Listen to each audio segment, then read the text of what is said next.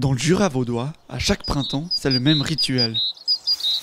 Les arbres mûrs sont sélectionnés pour être abattus, sauf que ces dernières années, ils sont moins nombreux, la faute au bois étranger qui envahit le marché suisse.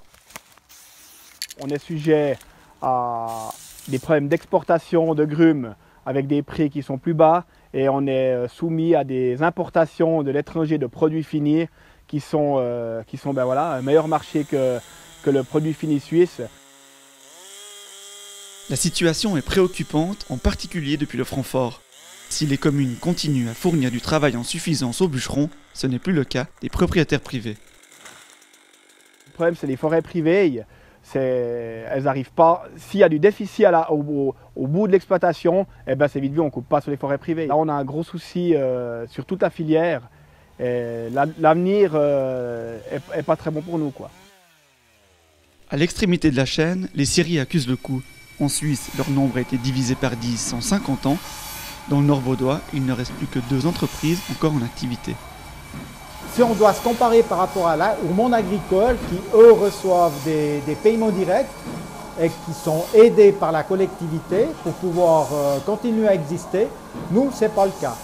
Donc actuellement, on est en concurrence directe avec les pays qui nous entourent, principalement l'Allemagne, l'Autriche et les pays de l'Est. Si politiquement, il n'y a pas des décisions qui se prennent, économiquement, on n'a pas d'avenir.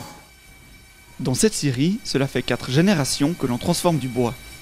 Pour l'entrepreneur, si la Suisse souhaite conserver son industrie sylvicole, il n'y a pas de miracle, il faut changer les mentalités. Au même titre que quand vous achetez de la viande, vous regardez si le poulet vient de Chine ou si l'agneau vient de Nouvelle-Zélande, je pense qu'au niveau éthique, ça serait bien que les consommateurs de bois regardent d'où vient la provenance du bois.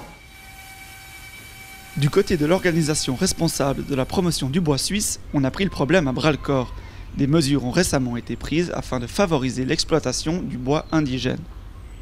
Il y a une prise de conscience qui a été faite ces dernières années. On s'est rendu compte que la construction en bois se développait de façon significative et que malheureusement l'utilisation du bois suisse ne suivait pas cette courbe.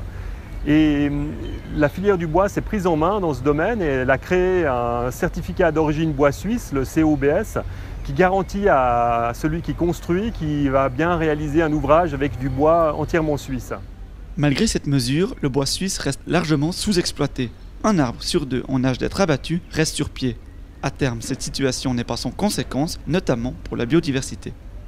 L'accroissement annuel de la forêt suisse, c'est 10 millions de mètres cubes. L'exploitation, c'est à peu près la moitié, 5 millions de mètres cubes chaque année.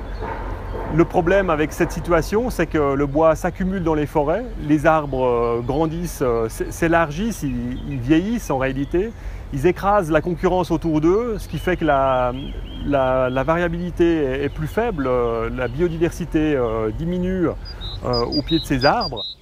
Au-delà des problèmes économiques, la qualité du bois pourrait en pâtir. Car sans ces coupes nécessaires, les forêts vont devenir moins résistantes aux maladies et aux vents violents, et c'est bien l'avenir de nos forêts qui est menacé.